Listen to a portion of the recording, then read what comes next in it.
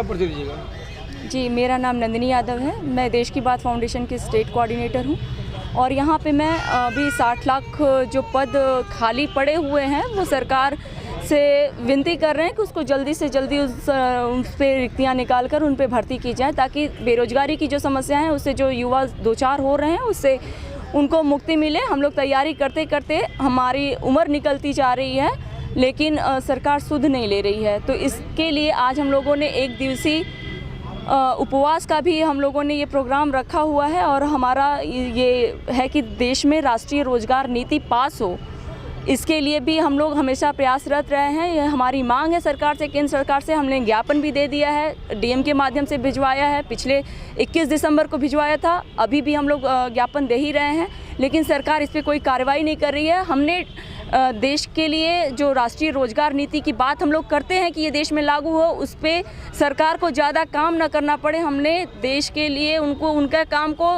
कम करते हुए हमने उनको पॉलिसी भी बना के भेज दिया।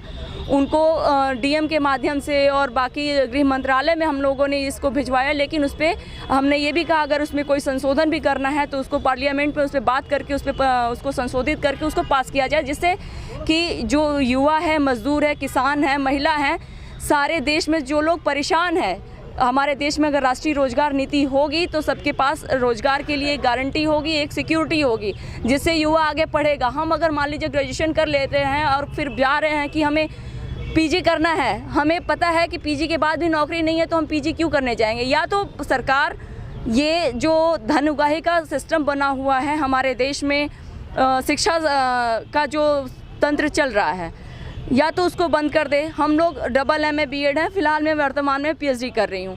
अगर मैं आगे ऐसे ही पढ़ती जाऊँगी, लेकिन मेरे जॉब की सिक्योरिटी नहीं है। मैं 2-2, 3-3 वैकेंसीज सरकार की क्लियर की हूँ, उनके कट ऑफ को पास किया हुआ है।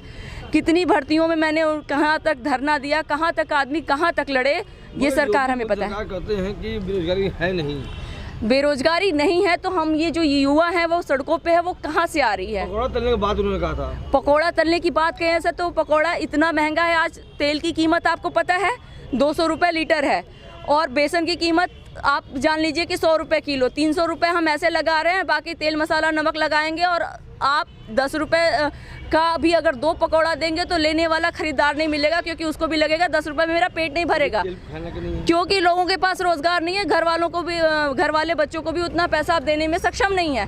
जब देश पकौड़ा तलेगा तो सारा पकौड़ा खाएगा कौन, हमें ये बता दीजिए। तेल का कैसा लग रहा है जो इस बार तेल नशा रहे हैं? तेल की कीमत के लिए हम ये बता रहे हैं कि बस वो लोग केवल अडानी अंबानी को पूरा सहयोग करने के लिए बैठी है वो गवर्नमेंट, हमारे आम जनता के लिए कुछ नहीं। हम केवल उनके लिए वोट बैंक हैं, हमें वोट बैंक बना करके हमसे वोट लेते हैं। हमारे लिए जब ये होता है ना शगुफा छोड़ना, जब आता है हमारे पास चुनाव आता है तो हमारे लिए अच्छे अच्छे लॉलीपॉप आ जाते हैं।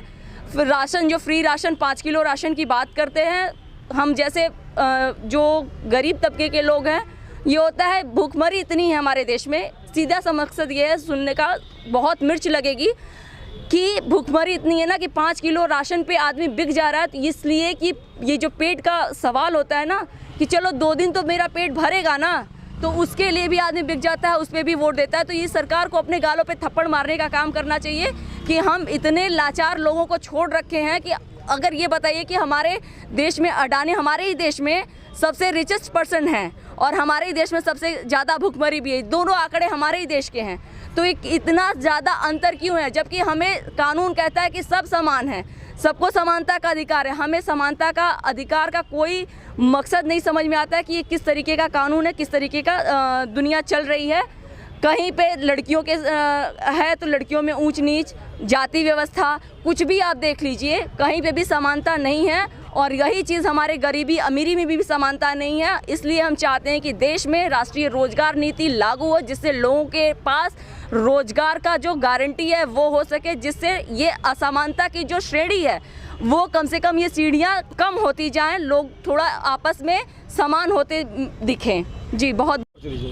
मैं सचिन प्रजापति, समाज सेवक हूँ।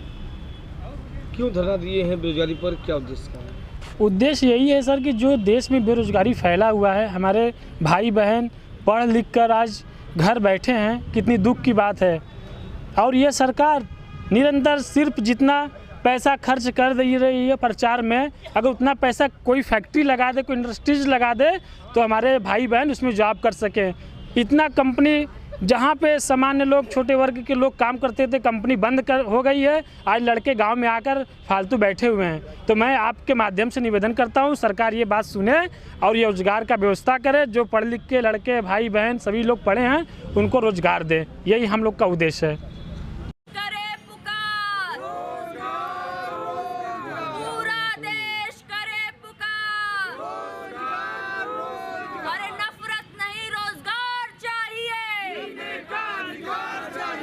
नफरत नहीं, रोजगार चाहिए।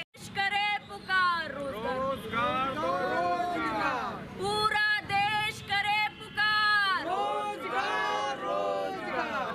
अरे नफरत नहीं, रोजगार चाहिए।